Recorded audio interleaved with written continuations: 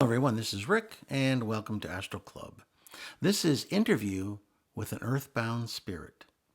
Before we get into it, just want to mention a couple things. Patreon. If you'd like to support the channel on Patreon, you can certainly do so. When you join, you get advanced podcasts, you get a chat function so you can share information with all the other patrons, and a direct mail function where you can ask me questions, give me suggestions and comments. I check that numerous times a day, too. So if that's something that interests you, just go down to the description and click on the link and take it from there. Next up, private astral projection lessons. I give lessons now to folks all over the world. It's always a lot of fun, and folks get to learn a lot. That's what they tell me. So if that's something that you're interested in finding more information about, just go down to the description and send me an email asking for more info.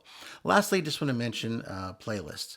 If there are certain types of Astral Club, episodes that you like, you can go check out a playlist. There's Space and Aliens, Time Travel, Q&A, Astral Guide School, Astral Club, and interviews with non-humans. So check it out.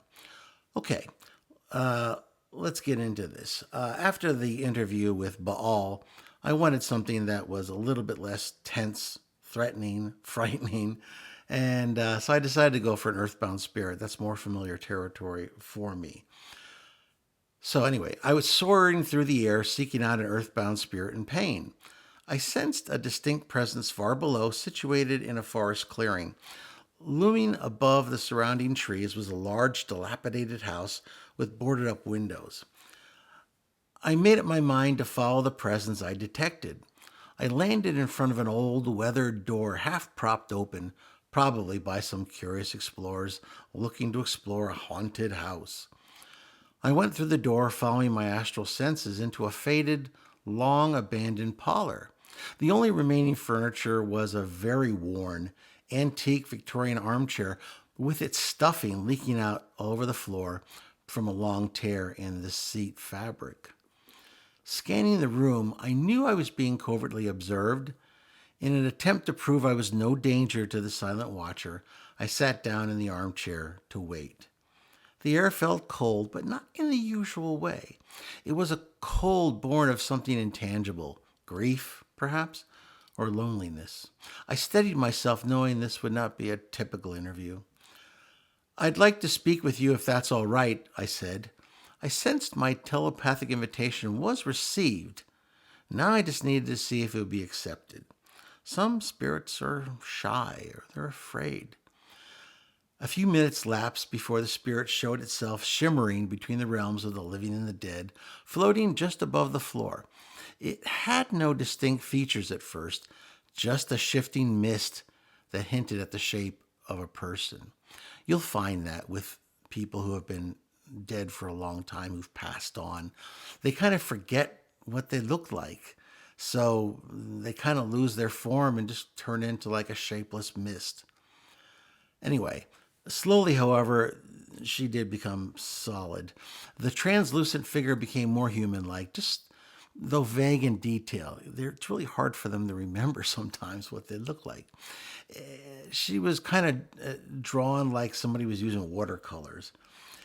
It had the appearance of a middle-aged woman, her expression distant and clouded by sorrow. Her hair hung in thin, wispy strands, like smoke unraveling in the wind. Her eyes, if they could be called eyes, were hollow pools of darkness.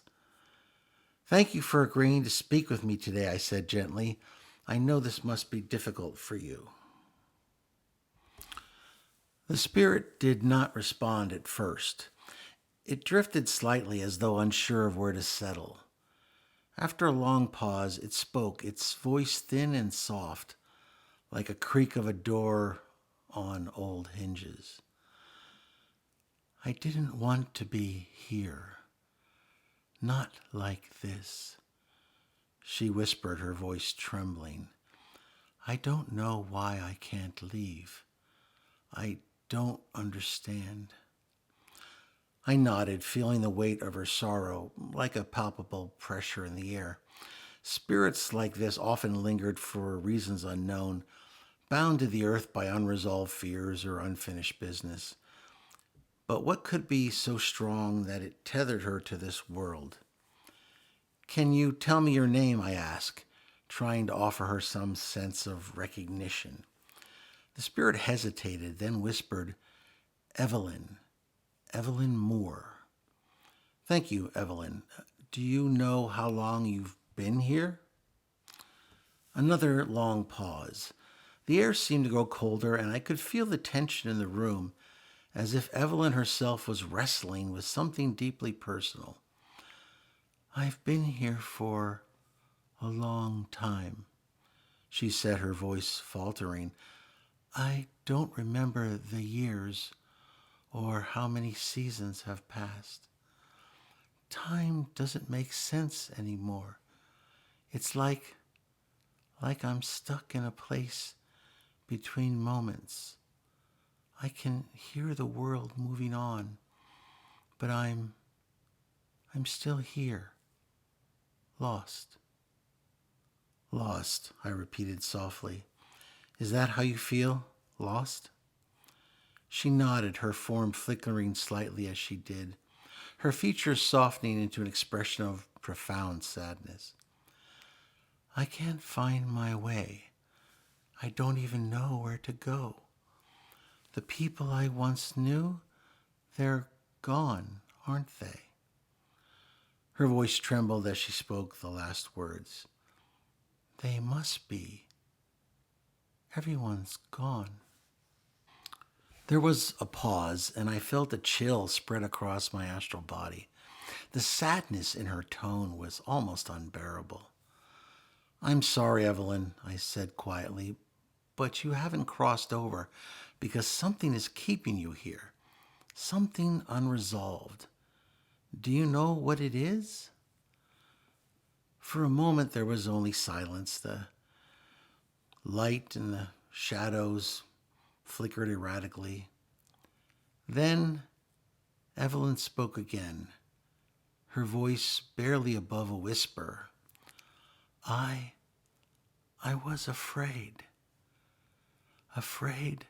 of being alone.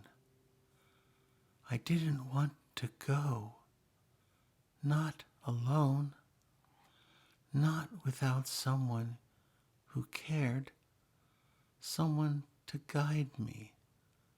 So I stayed. I stayed here, waiting. Waiting for someone? I asked. Her figure trembled as if something inside her was breaking. I waited for him, my husband, but he never came. He was supposed to be there at the end. He promised me.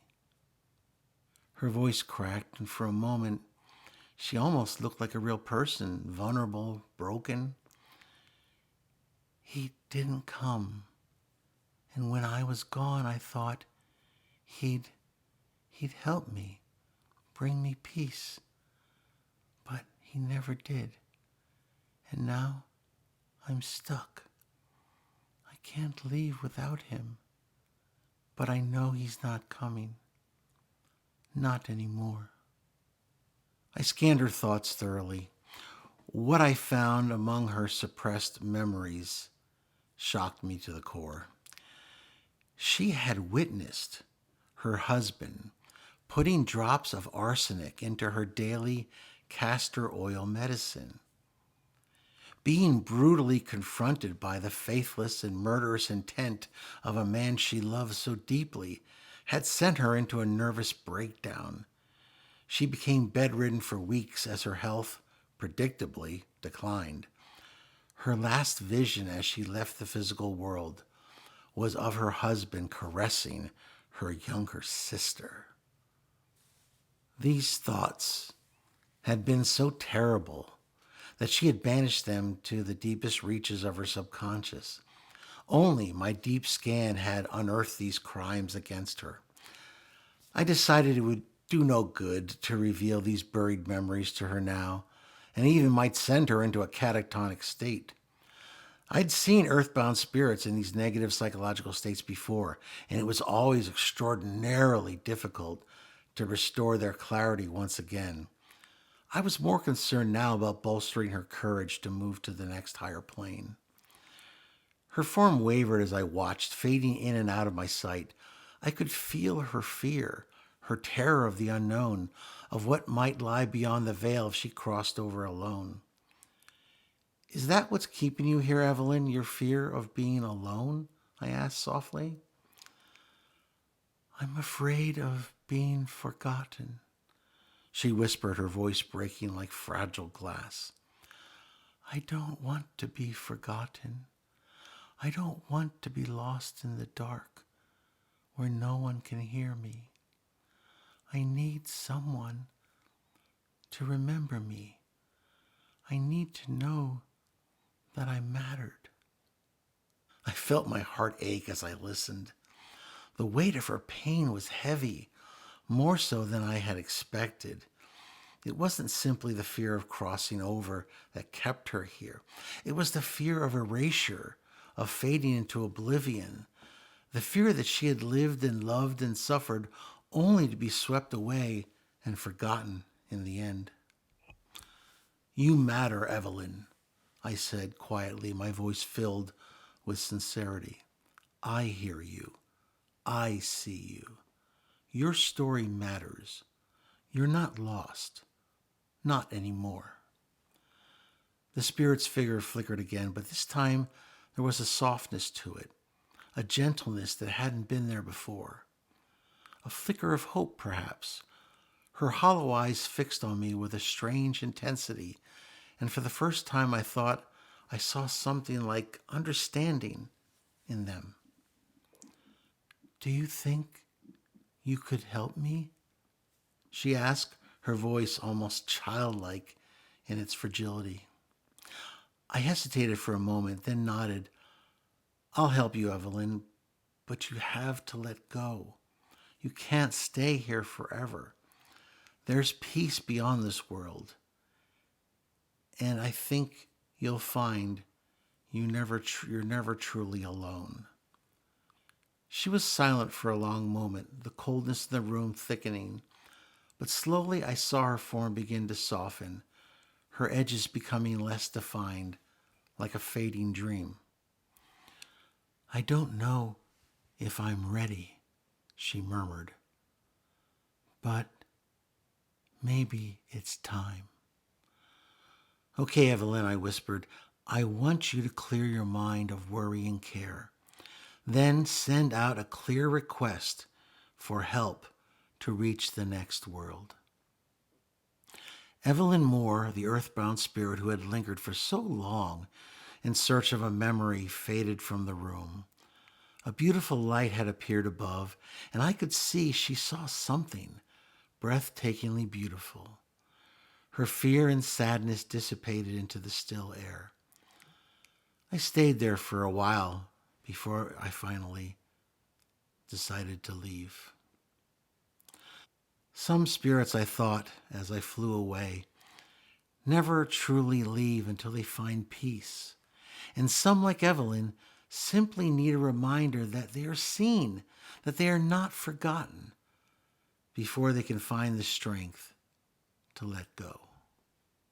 If you liked that interview, please hit the like button. Share it with those of like minds. Subscribe if you haven't already. And comments and questions are always definitely preferred. I love reading that stuff, and I think so do a lot of other people. Once again, this is Rick, and I will see you on the astral plane.